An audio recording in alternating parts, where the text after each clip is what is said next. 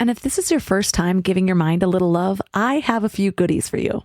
First, don't forget to subscribe so you never miss an episode. And second, sign up for the Morning Mind Love. Think of it like a weekday oracle from your highest self to help you start each day with a positive focus.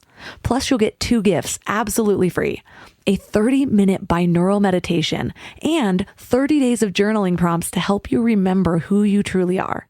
So join over 9,000 people and go to mindlove.com to sign up. Welcome to Mind Love, episode 286. Today's episode is all about changing your relationship with money with the happy money mindset. I spent $100,000 for the gift, but I got more for book royalty as a result of giving. So in spirituality, all the gift you give is stored somewhere. I call it heaven's account. And it's stored somewhere. And once again, also, if you have lost money in the past with cryptocurrency investing or stock or scam, it's not completely lost forever. I think it's stored somewhere in the heaven because the goddess of abundance came in and said, oh, you don't know how to control money. So we're going to confiscate the money and just store it temporarily at the heaven's safe deposit. And when you're ready, we'll send the money back. I think that's a deal. And a lot of people want to know the passcode. So the passcode is in your heart. Turn up your frequency with Mind Love. Bite-sized brain hacks for seekers, dreamers, and doers. It's time to give your mind a little love with your host, Melissa Monti.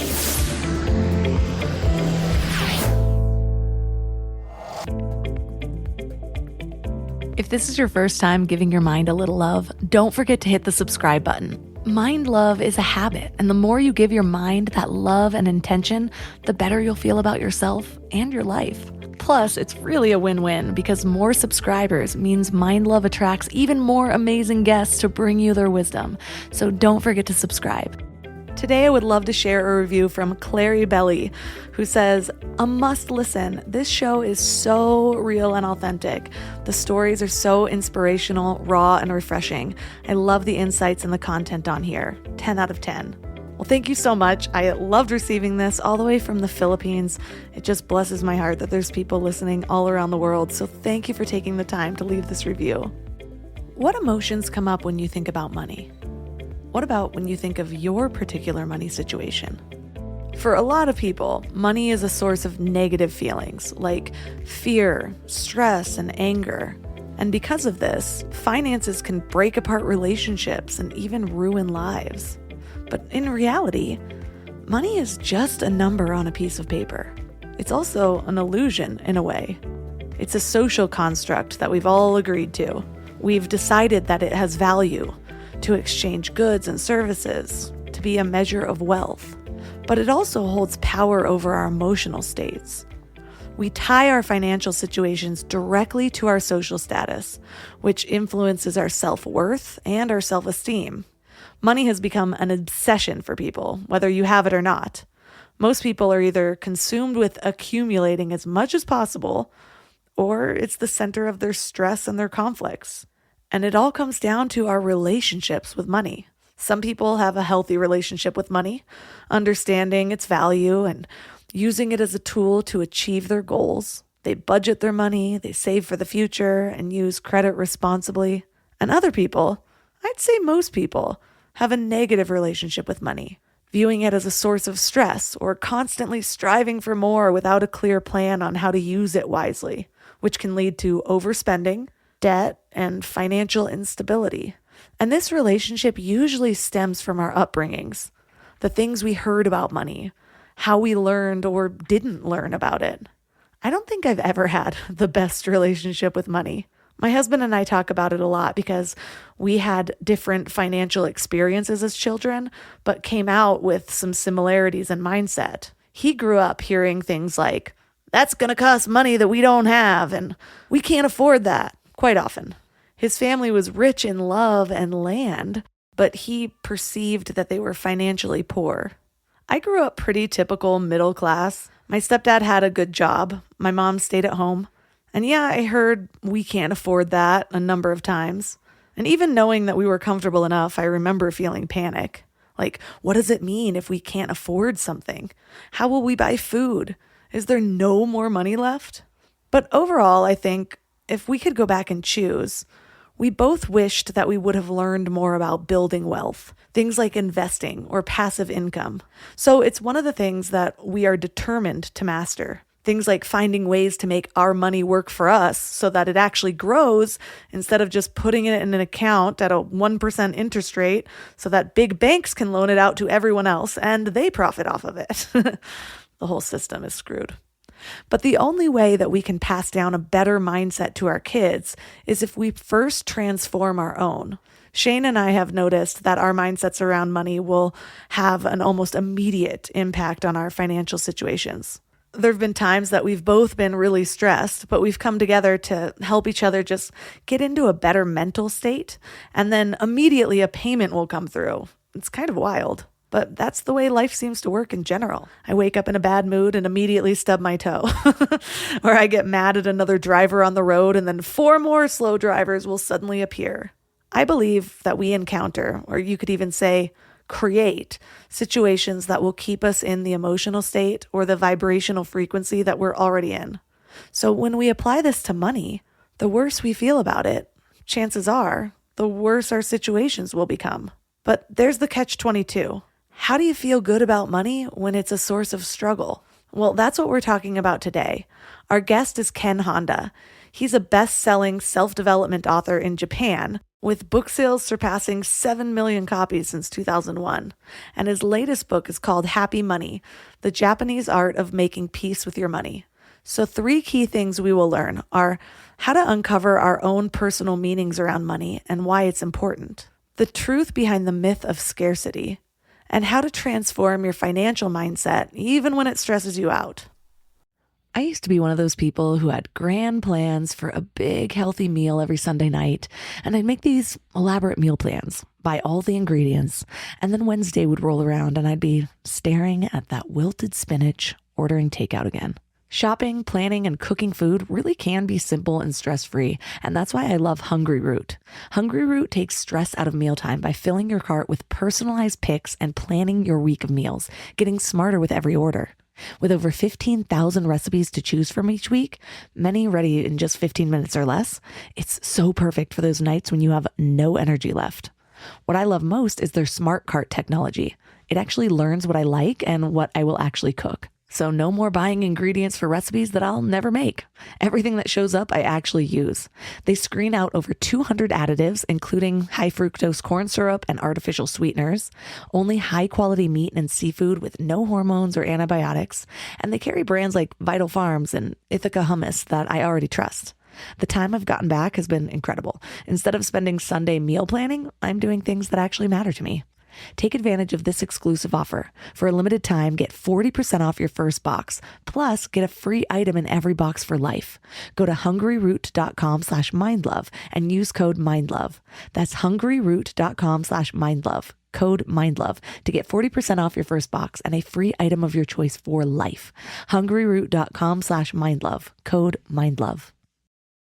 Imagine if today was the day your idea changed someone's life. Imagine if you could help someone pay for college, help your community build a new playground, or help a child make it to that dream competition. With GoFundMe, it's all possible. GoFundMe is the world's #1 fundraising platform trusted by over 190 million people. Every week, ordinary people meet their goals and do extraordinary things.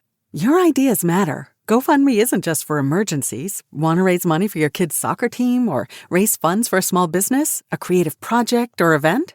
GoFundMe helps you turn ideas into reality. And help adds up. Fundraisers you start for someone else raise up to 5 times more. So think right now, who could use your help? Change rarely comes from waiting. It comes from someone deciding, today I'll start.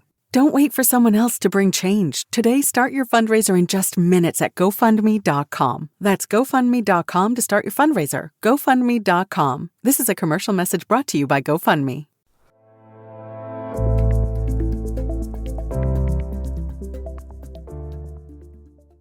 And now let's welcome Zen millionaire Ken Honda. Thank you, Melissa. I'm so happy to be here. I practiced your name a few times. I hope I said it right. Oh yeah, it was perfect. So I'm curious, how did you get to where you are? How did you become a writer who helped people with money? A lot of people ask me the question. I always ask, how long can I share? Because I've written, people say, wow, your experience is like, you can write a whole book. And I have written over 100 books. So, my mother always used to tell me that you talk too much. So, I'll just give you the short version. So I was retired for my baby girl when I was 29, and it's almost like 24 years. My wife and I found out that she was pregnant. So I thought we didn't have a different time, line. I thought for 2 weeks, maybe, Japanese guys work hard. And my wife meant like a year. Like, well, what? Like, time off of our schedule, 2 weeks for me in my mind and a year for her. And okay, I agreed to have a little time off, and 2 weeks just went so fast, and another week. And then, I started to slow down. So we ended up having a 4-year break off of our life. So we just concentrated on child raising for 4 years. And during the 4 years, I had this inspiration to write. And before that, I was doing accounting, consulting, and during the semi-retirement as an investor, I made a living, or we had enough financial background. So we were concentrating on a baby girl. Probably 3 years into the semi-retirement, I got this inspiration to write. And I wrote something. My friend said, that's great. And he asked me to write more, which I did. So I ended up writing 26-page short essays on happiness and money. And that became a booklet. And later on, that became a book and a national bestseller, sold about 100,000 copies. And the rest is history. I know that you've read or written a bunch of books, so you've actually been on my radar a while. So I'm excited for this interview. But yes, me too. The most recent book, Happy Money, you had this really unique story that inspired it. Can you share it? Which one? About the woman taking your wallet. Oh, okay, that one. Yes. I have a lot of stories. So I was at the party, I think in Nagoya, where I was chatting with 4 or 5 people. They asked me questions. And this woman approached me and she tapped me on the shoulders and said, Ken, can I take a look at your wallet?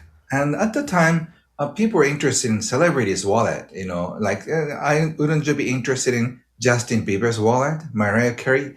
They do even have a wallet. And so there is a magazine article, which one is good, the big one and the small ones. And so I said, okay, well, I feel a little validated. Whoa, so you think of me as like a celebrity? But I said, make sure, give it back to me. Japan is a safe country. When you leave your belongings, people report it to police, or at the Starbucks, I go to a bathroom with my, stuff on my seat. Nobody bothers. And she said, okay. And she was checking something. So I got distracted from our conversation. And she was saying, this is good, this is okay, oh, this is nice. So I got really curious, and she said, Ken, all your money is good. So you passed the test. I said, whoa, what did I pass? And she said, all your money is smiling. So that means you must have made a lot of people happy, and as a result, you received this money. So you're a happy man. And I said, whoa, that's interesting. And she said, on the other hand, your money can be crying in your wallet or getting angry in your wallet. And I said, why is that? It's because the way you receive money by doing what you don't like, or you take advantage of other people, and as a result, your money is crying in your wallet. And I said, wow, that's interesting. And she really put me into thinking on that night. So I thought of many friends and uncles. Oh, that person's wallet, definitely money is crying. I have a best friend, must be smiling. So since then, I categorized my friends and people I meet into 2 people. Money smiling people and money sad people. And later on, I just name it happy money. So people with happy money or unhappy money. So it sounds like the difference between happy money and unhappy money is the way that you earn it. Is that correct? The way you receive it, and also the way you spend it. So happy money gives you joy when you receive it, because your client, your company chose you out of thousands of other candidates as a coach or employee. So you feel so happy and blessed for receiving the money. So instead of complaining, oh, how can I make both ends meet with this? People get upset over the money they receive. That is unhappy money. And on the other hand, when you spend it, does that give you joy? Once again, a lot of us are feeling frustrated when we take a look at the bill. We feel like, overwhelmed. Electricity and gas and a lot of things prices are going up. So we feel pinched. And then I don't want to pay, and then you gradually pay for the bills. That is unhappy money. So when we have these feelings around the way we receive it, the way we spend it, do you find that most of it is based on how we're dealing with it in the present moment, such as, how we just earned it or what we're spending it on? Or do our past experiences and the programming or the language that we've learned around money, how much does that affect if our money is happy or not?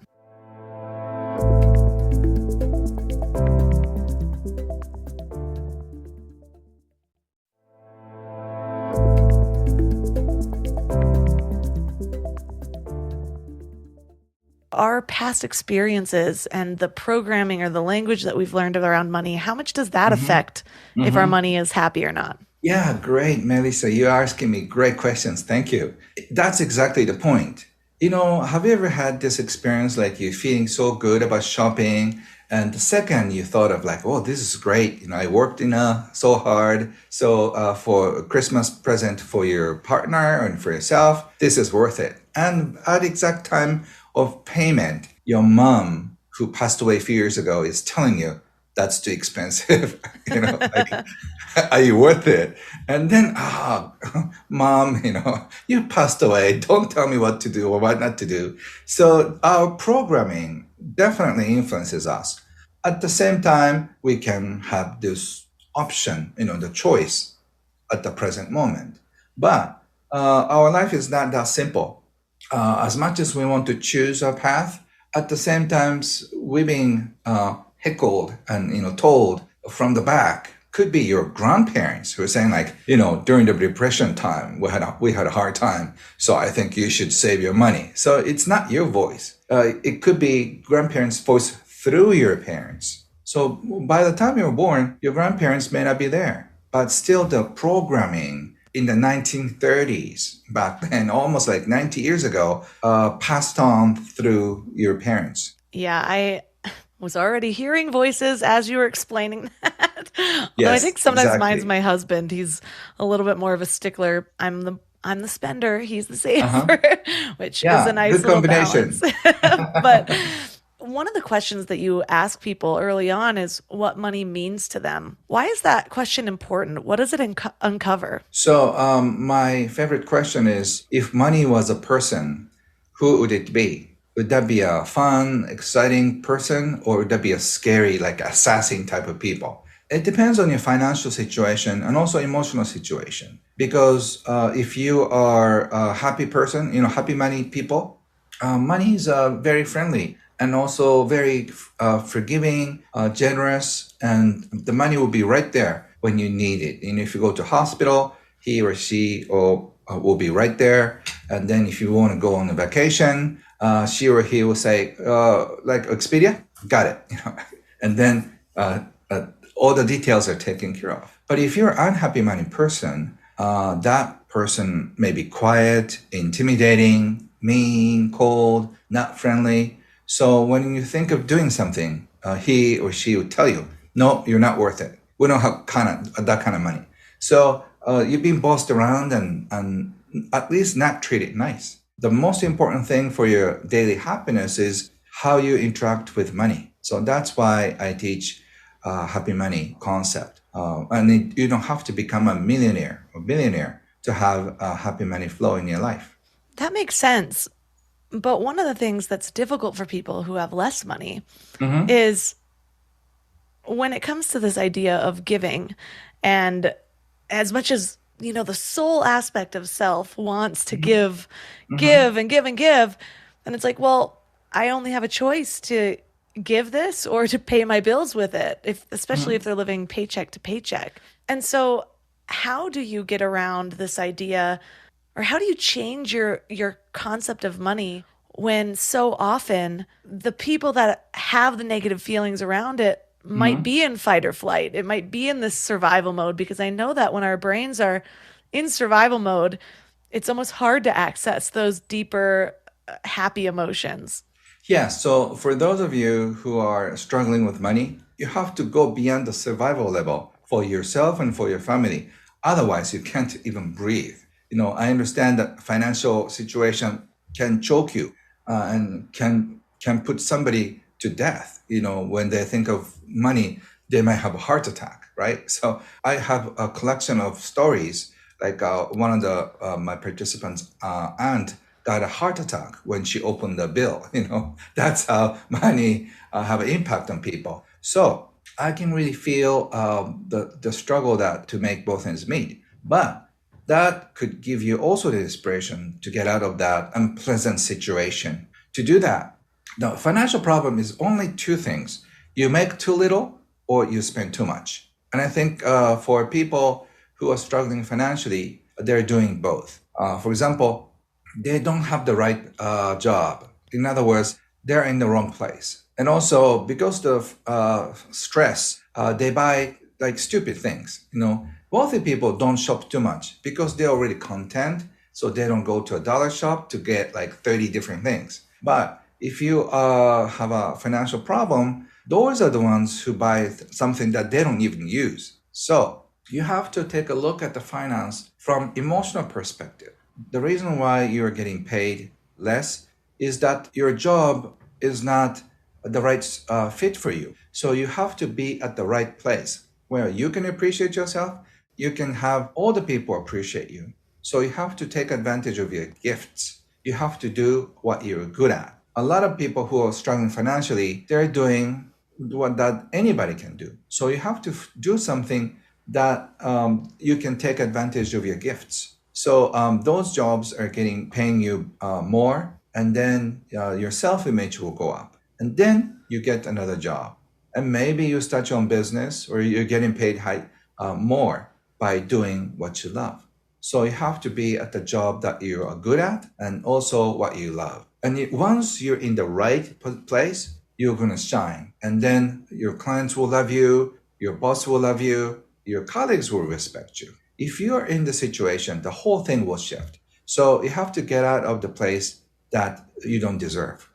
Yeah, that makes a lot of sense. And one of the things that I've realized is the amounts of times that I'm feeling stressed about money, a lot of times I can zoom out and my particular situation isn't any different. I still have a roof over my head. I still have food to eat. I recognize that's not the case for everybody that's struggling with this, but most often, and for most of the people that I know, it's like, oh, I'm stressed about money. And it's because they looked at the numbers in their bank account, which I'm not saying are meaningless, but you do talk about how money is an illusion a lot of the time. So can you elaborate on that? Because I think it's really helpful sometimes to just step back and actually look at what this thing is that we're so stressed out about. Yeah, so my national bestsellers title is "Where Did My Money Disappear?" I wrote it 10 years ago about the collapse of capitalism and the beginning of a new era. And in that, with a sarcasm and also black humor, I talk about the elephant village. That the whole investing was a scam, but everybody's getting involved in the scam, and that's exactly what happened with bitcoins and cryptocurrency. So all the money you thought you had in the bank account or in a crypto wallet, I mean, one of the most important feature of cryptocurrency is that all the data is stored somewhere, so the money is safe. But yet, all the news we hear is like all the money you deposited is now gone. So what's wrong with it?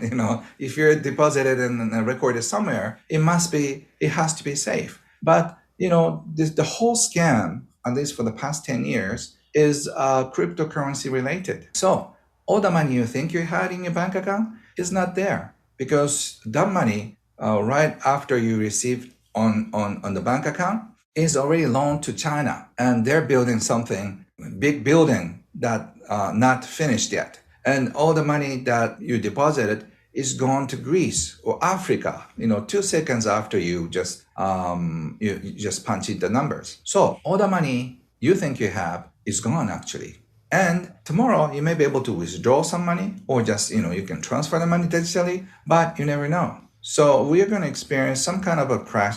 I've been teaching about this for the past 3 years. So, you have to understand what money is and what money does to you. And unless you find your true financial independence and emotional independence, you get sucked into this capitalism. And we are dancing to the tune that all the big companies are playing. You have to buy this, a new car, you deserve it, cosmetics and the manicures and pedicures and everything, right? So I don't deny commercialism, but do we need like 200 shirts? Do we need 3 cars? Do we need 4 homes? And do we need so many things? Some people may need them, but not everybody. So unless you tell yourself when or how much is enough, you are stuck. You're sucked into this. I want more. I want to make more money. I want to spend more money. And this is a hell. I feel called out. I'm looking at my fresh pedicure right now. But you're so right. I definitely know I tend to spend more when I'm feeling, I guess, emotionally unstable. It's like when I'm feeling like I'm not secure in anything. It could be I'm in a new role in life, or I'm not feeling as confident about work. And it's so counterintuitive because you'd think that I would spend more when I felt really good about it. It tends to be quite the opposite. Yeah. So people react different ways. Some people, when they feel insecure, they make more money. They gamble money. They save more money. They stay indifferent to money. So we have a different way of reacting to the same money worries and fears. That's why I'm so fascinated. We have different personalities, and that's what makes us so interesting. Talked about the illusion of money, but you also teach about the myth of scarcity. Can you go into detail about that? Because I'm sure there are people living out there that are like, talk about the myth of scarcity, but I actually don't have food in my in my fridge. So why is it a myth? Because we think that we don't have enough, so that's why we struggle. That's why we worry. That's why we have to save. But when in fact, if you're connected to a community, if you're connected to your friends and family members, you don't have to worry about it.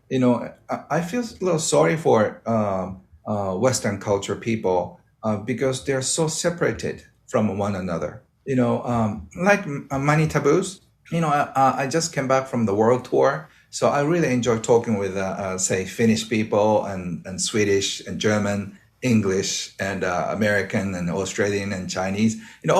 They have different rules. And North American people have such a funny taboos around money. Like, for example, I'm a little off the side track, but this could be interesting. If you're college buddies or like if you're close friends, like say 10 people or at the college party, you don't usually ask people how much you make a year or how much you have. It's like a special taboo in North America. So when your classmate asks you, hey, Melissa, how much are you making?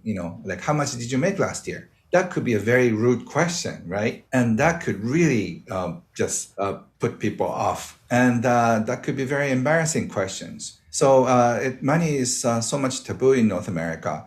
I hear you don't talk about between brothers and sisters. Like in Japan and China and probably other countries, we casually talk about how much money we make. And we say, wow, congratulations. In a high school reunion, we often talk about how much you make. Wow, Melissa, you're doing great. I'm so happy for you. So that doesn't really happen in North American culture.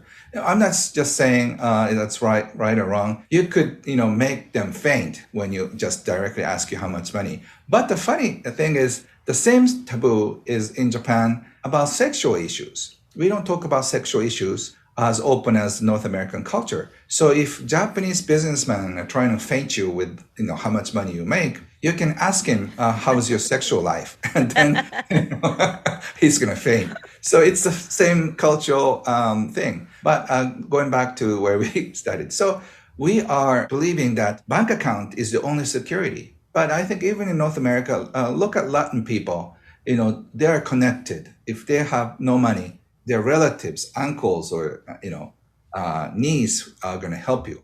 So once you know that you don't have anything in your fridge, there could be a lot of food in your neighbors. So it's almost like you're having a joint account with other people. But if you're separated, if you don't talk about money with your brother and sister, and if you can ask your brother casually, how are you doing? Melissa, can you send me like $5,000? I'm a little short. You don't probably don't do that as much. So other culture, they do that. It's all as if like, hey, Melissa, I don't have salt. Can you bring it over next time?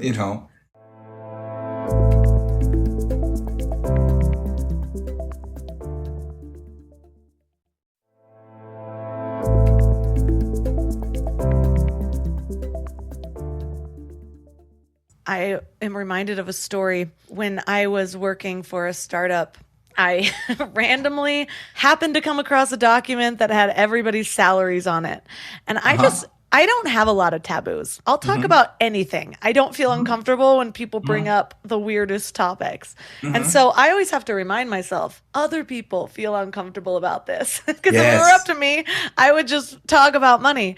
And so I came across everyone's salaries, and I did end up sharing it with somebody. I accidentally saw this and I was just like, oh my gosh, I saw this. I saw everyone's bonuses. Crazy how different they are, and Right. And ended up getting called into my CEO's office, and it was like this big taboo thing. Yes. And I thought about that for a while. At the time, I was in my early 20s, and so I understood even less why this was so taboo. And I thought to myself, this only benefits the head of the company, because if we don't know how much each other's makes, we don't have an expectation to set it against. We're not asking for a raise because we do just as much as this person.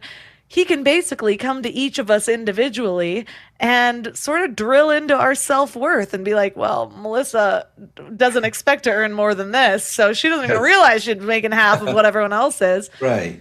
And so I wonder how much of those taboos are kind of created by the systems that hold us in. Yes, exactly. So that's why I'm saying, like, look at this, world is not made as you think it is, but we think that's the way it goes. So once you're out of this scarcity mentality and once you have taboos, like I came back from Finland, and the Northern European people, they don't have a taboo about being naked. So men and women, they often, if they're close, they often go to a sauna. Everybody's naked. But in North America, you could probably freak out if your dad, your mom, and brothers and sisters, they all come into the same small room, hot room, naked, right? That's not quite. That's not accepted, right? Yeah. Well, although I would be like, yay, we're finally all free. You are I'd the probably one. be the first naked one. So we have to be very careful because other people have social courtesy, because I don't, I have a long hair, I break all the rules, so I have to respect other people's space. So I think in that sense, we're a little 5 years or 10 years advanced in a sense that we are freer. But people are so stuck, and people are so afraid. So when I teach about money, a lot of people ask me, Ken, you have no worries because you have all the money. But I was like this before I made money.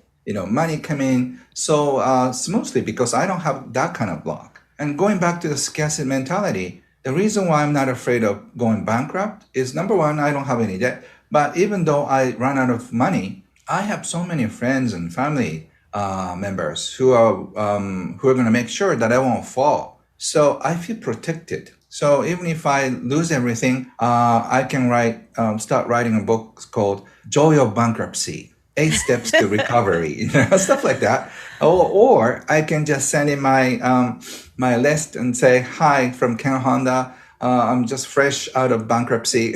Can you spare me $1 or $2? I'd be super happy. I'll just create a video for you.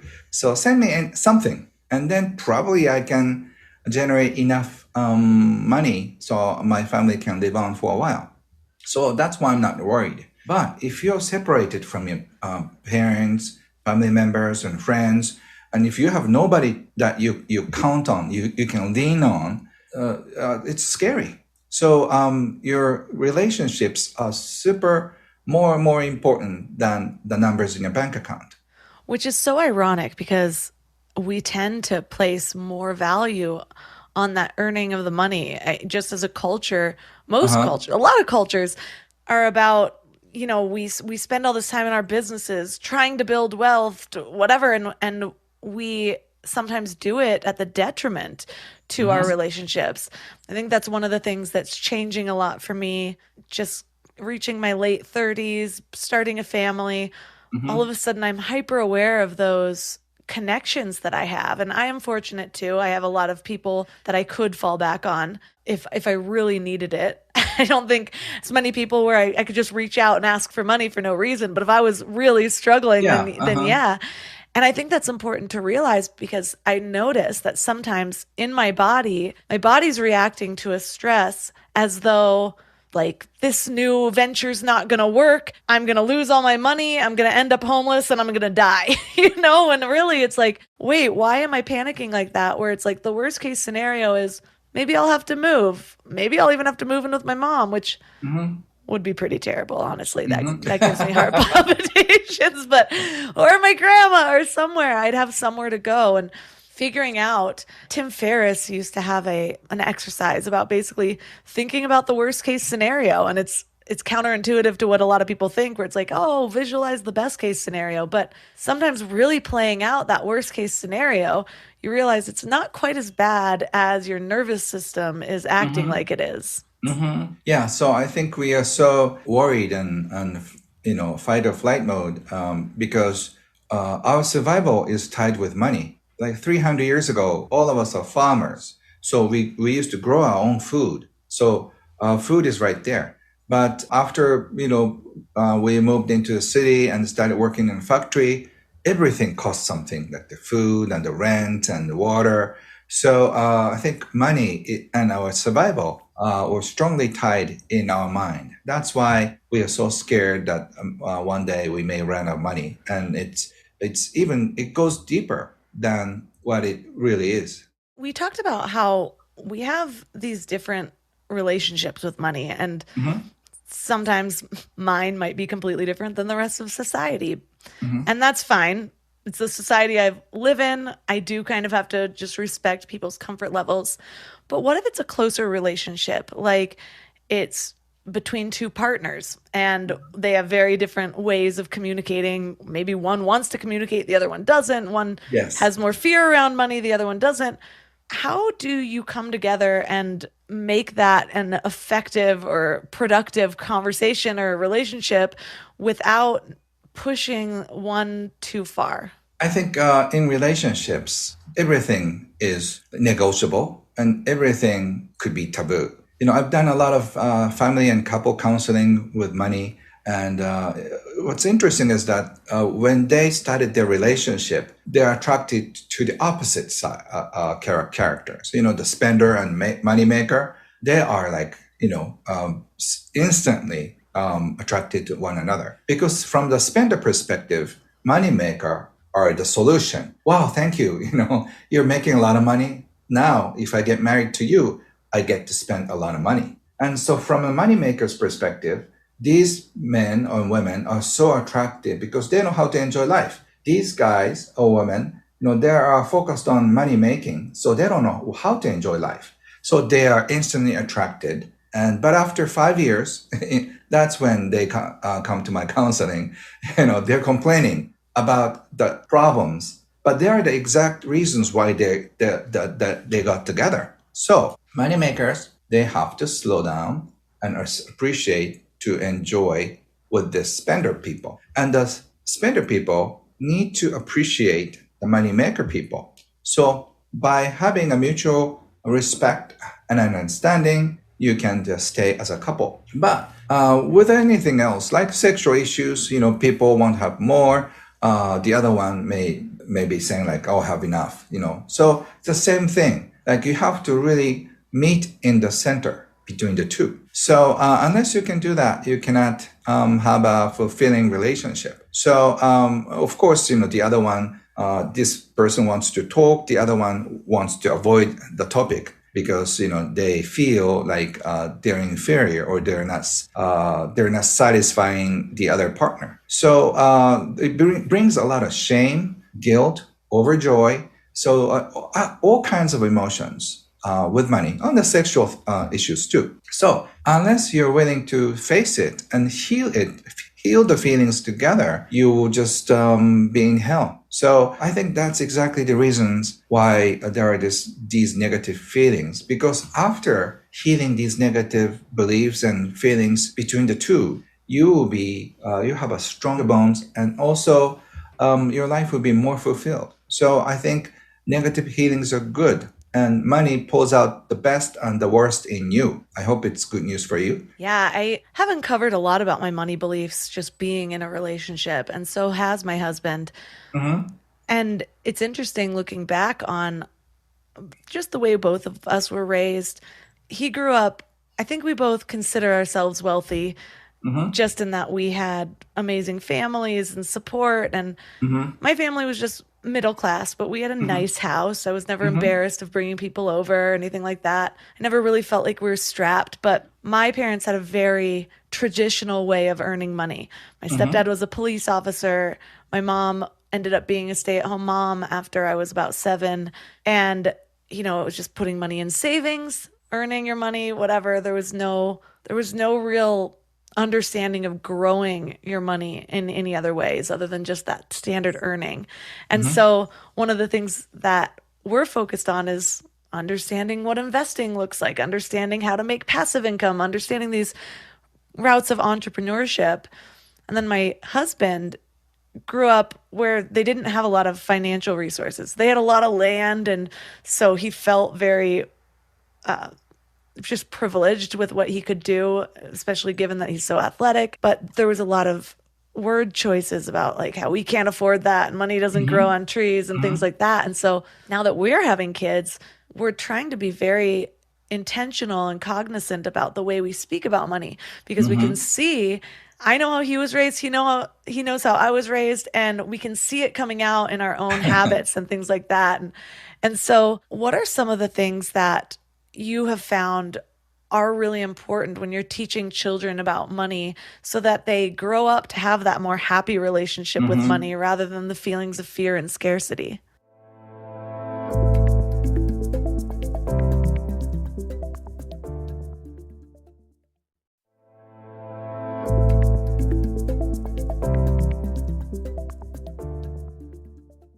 What are some of the things that you have found are really important when you're teaching children about money so that they grow up to have that more happy relationship with money rather than the feelings of fear and scarcity?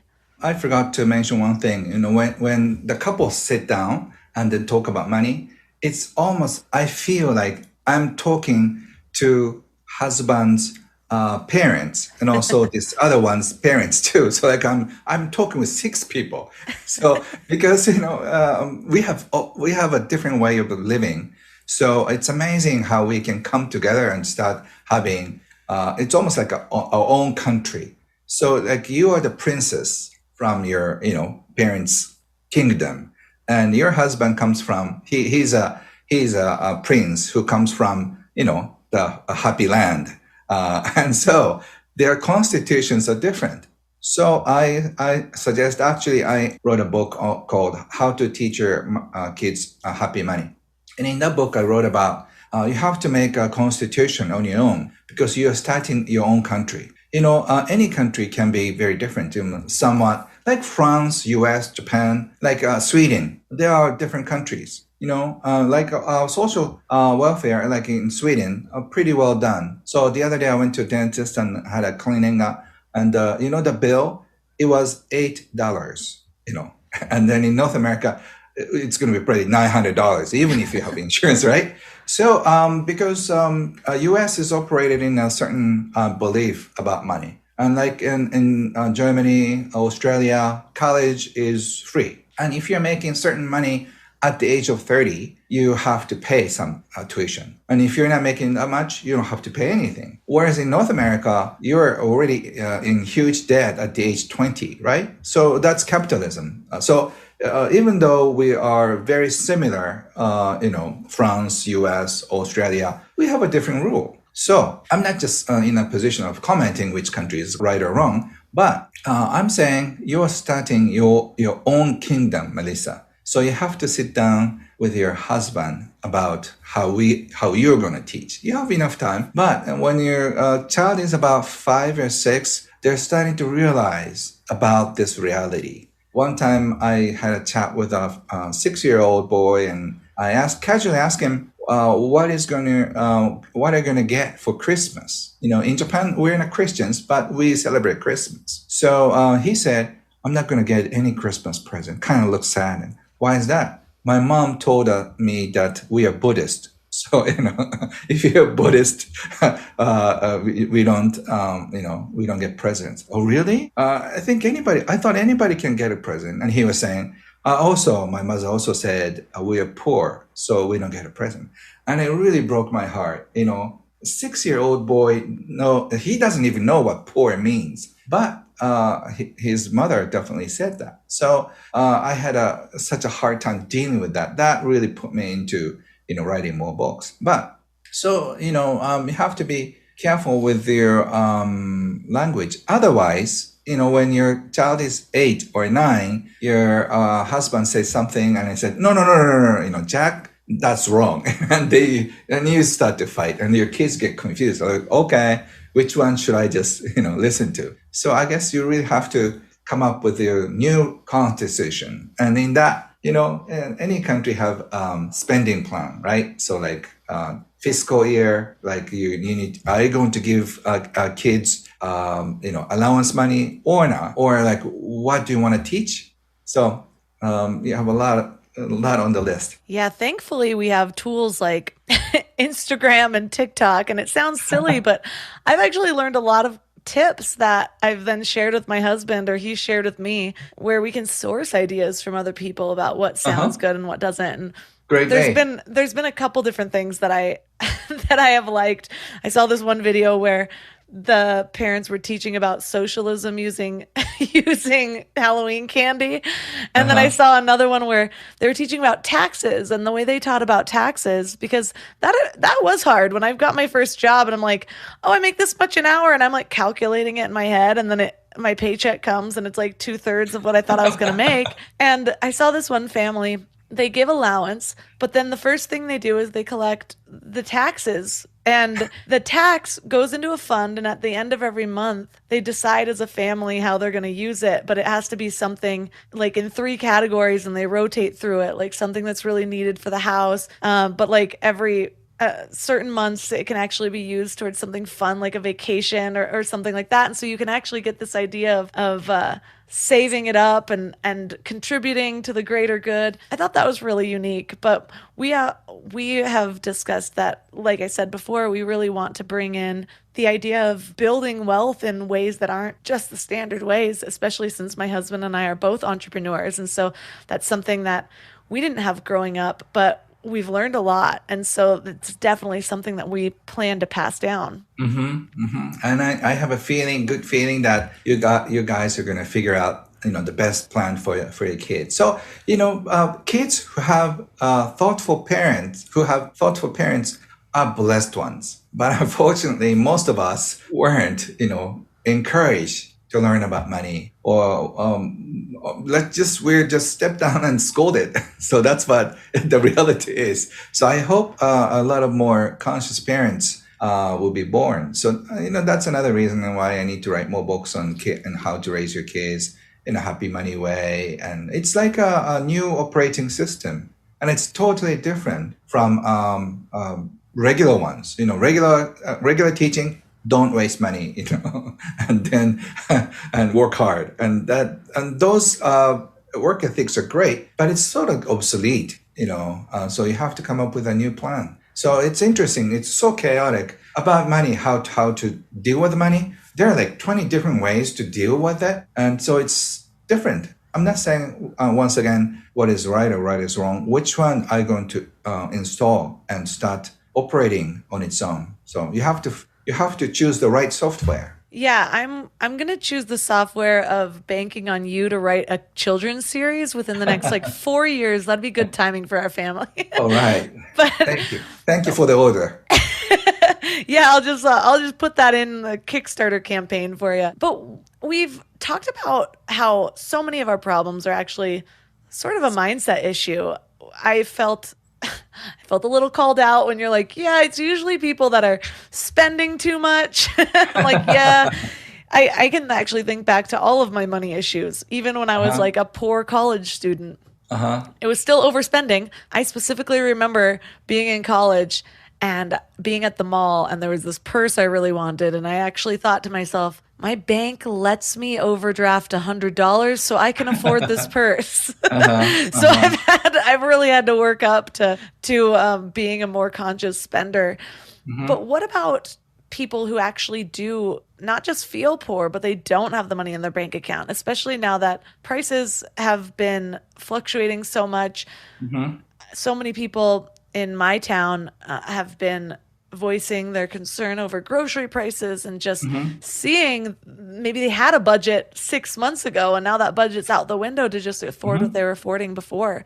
And so, what about the people that are truly struggling day to Mm-hmm. day? How do they still build that happy money relationship? Mm-hmm. I told you before, money problems, there are only two. You're making too little, spending too much. And this time, you have to spend too much, right? So this side, you cannot really control. So you have to work on the other side, which is making more money. So I think this whole world situation will put us in a new perspective. I think we're just called for a new creativity. Everyone in the whole world has to come up with something new, some new creative ways to make extra $300-400 a month. So I think this is very exciting. I think finally my age has come because we get to be creative in supporting other people. Maybe you want to learn how to give a manicure session or how to just read horoscope,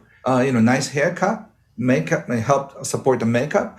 Whatever that is, you have to come up with new ways to help people. There are many ways to make a little money on the side, and that could go into something big later on. So you have to come up with new ideas, and all the new ideas are born at the hardest time of your life. One of my friends was running a bed and breakfast in the countryside, but there's no customers. So they had no time. They had a lot of time because there's nobody, right?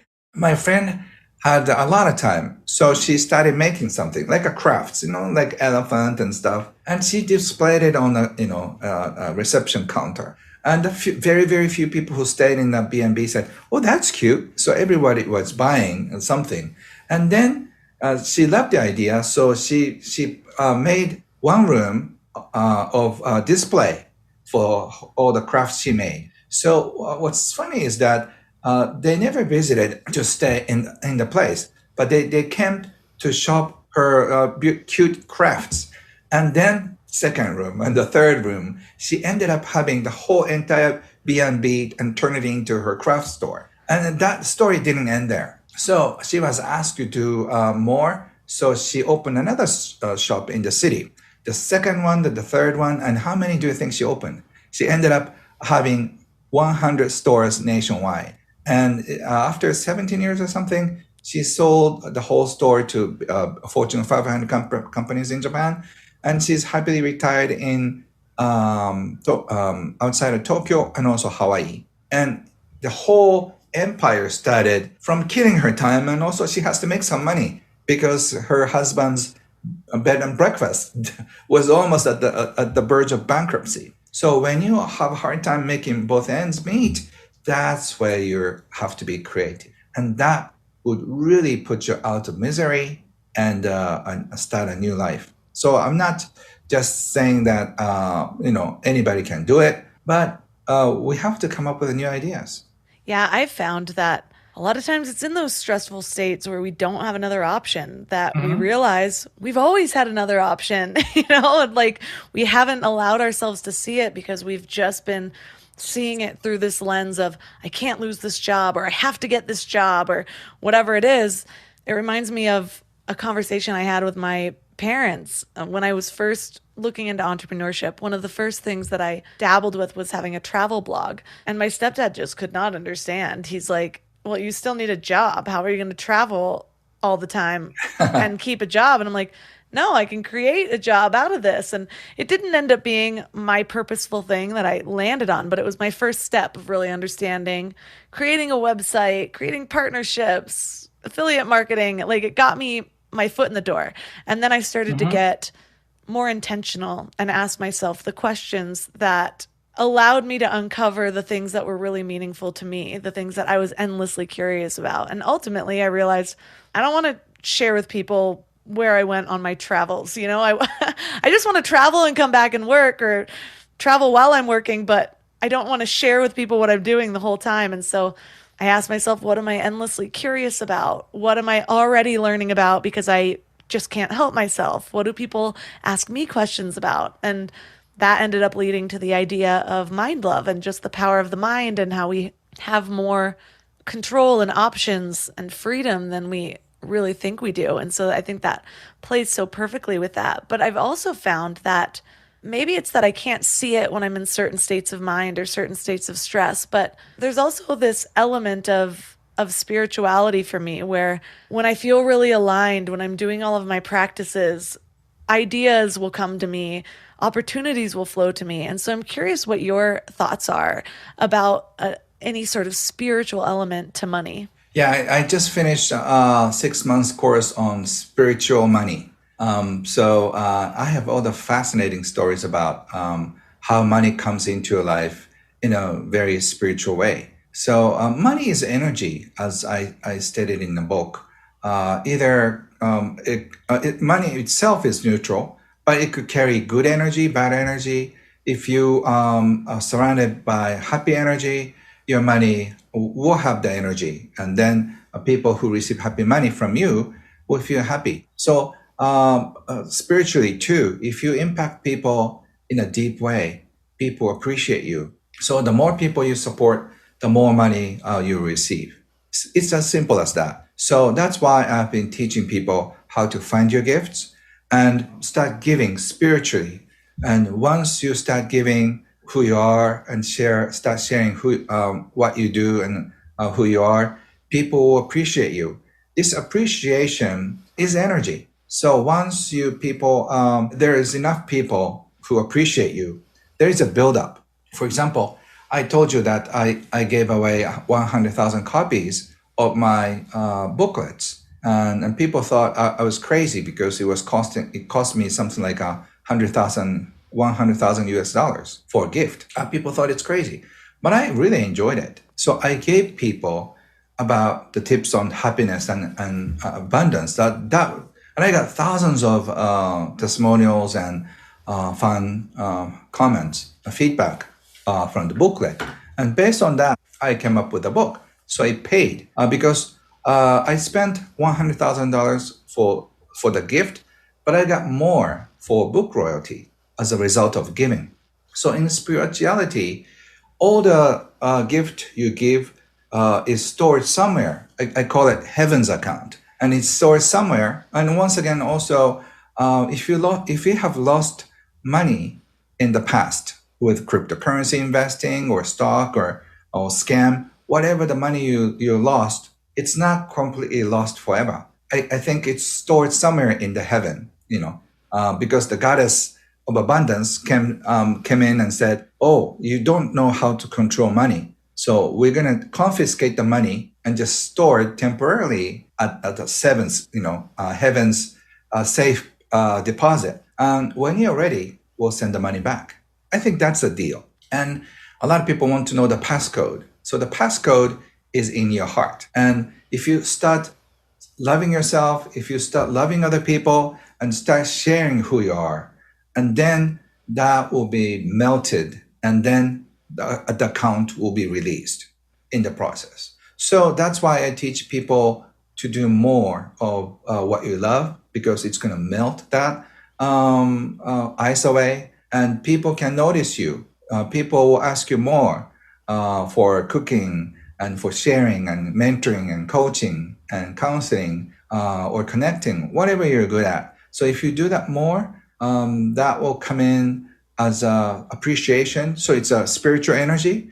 But if you receive enough spiritual energy, that gets translated into numbers. And it might take a little while, usually 3 months to 2 years, or it could be 3 years. But your spiritual giving will definitely count. So don't stop there, because if you stop, it's stored in somewhere over there. Yeah, I think I trust the Heavenly Reserve more than I trust the Federal Reserve. So, well, we have covered a lot today, so much to work with.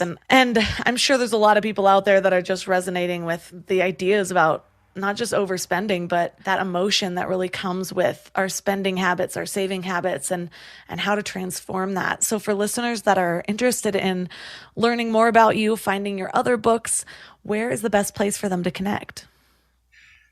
So you can find all the information at kenhonda.com. I'm going to share more about what I teach into English now.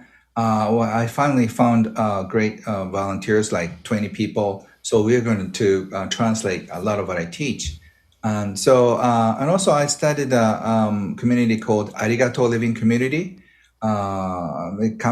People come from like 20 different countries. So we get together once a month or twice, based on what time zone. So we have a lot of North American people, European people, and also Indians and Australians and East Asians. So there I teach about happy money and stuff. So if you want to learn more about that, I hope you can join the community.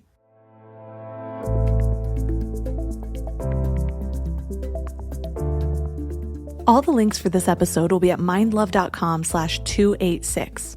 Your challenge for this week is to become aware of your current money situation.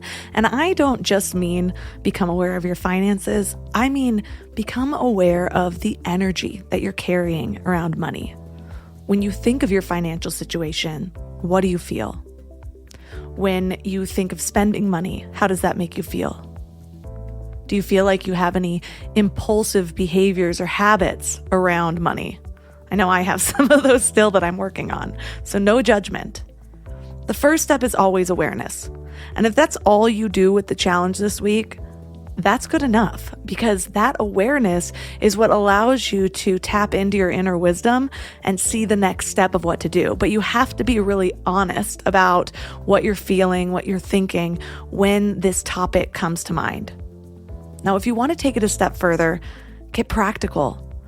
I remember doing a money challenge a while back, and one of the first steps was just to actually become aware of my money situation, like log into my banks and my credit cards, see how much debt I'm in, see how much cash flow I have, and start to treat money like the sacred thing that it is, like you cherish it rather than you just throw it away or hoard it or whatever that may be. And so that includes the cash that you have in your wallet. Don't just crumple your money up and throw it in a pocket. Spread it out. Put it neatly in your wallet. Maybe even get a new wallet. I know that's another spending thing, but if it's going to serve your higher good, these are the things worth spending on. One of the biggest shifts that I've made recently with money was I could feel myself, especially during the lockdowns and just the chaos of what was going on in the world, trying to have control over my situation by making myself feel better with spending. And so I created categories of what's actually worth spending money on, which things I can buy on the day that I think of them versus should I wait a night or 3 to really see if it's something that I still want or need. And so now for the material things, I put them on a list. And if at the end of the week I still want them, it goes up in priority. And then I can prioritize the things that I'm looking at rather than just buying them each individually and not really seeing how much that adds up. And instead, those go on a list. But I am able to spend on things that are going to level myself up. For example, health And not just random expensive wellness products. I mean like the tea that I want or a supplement, and also education. So if there's a new course that's going to help me in my business or in my self-development, I think that is quite worthwhile to spend money on. Those are the things that I want to improve in my life. Those are the things in which it creates an investment in myself rather than just giving my money out to others. So let me know how it goes. Reach out to me on Instagram at mindlovemelissa. And if you have any other tips, please share them with me, and I'd love to share them with the community. If you found this episode helpful, please send it to a friend or take a screenshot and tag Mind Love Melissa and Mind Love Podcast. I love seeing what you guys think about episodes. Also, when you share and write something about it, it just totally lights up my world. You can also leave a 5-star review on Apple Podcasts or on Spotify. Absolutely love those as well. And finally, there's the brand new Mind Love membership, and it is packed full of value. Seriously, I'm prepping for next month already. There's so many amazing courses. I did a survey, and a lot of you wanted a way to get your hands on the material and actually figure out ways to integrate it into your lives and be accountable for that. And so that's what I created this membership for. So you can find that at mindlove.com/membership. And that's all for today. So thanks for giving your mind a little love today, and I'll see you next week. Thanks for tuning into Your Higher Frequency with Mind Love. Head to mindlove.com for a free gift to keep your vibes up until next week. Throw the best birthday party ever that your child will always talk about. Big Air Trampoline Park inside Fieldhouse USA at the Polaris Mall can do just that. Award-winning birthday party packages start at just $300. And all birthday parties include pizza, drinks, a party room with a party host, grip socks, printed invitations, and all 40 attractions at Big Air Trampoline Park. It's a birthday party you and your kids will never forget. Book your party today. Big Air Columbus, where the fun never ends. Visit BigAirUSA.com/Columbus for details.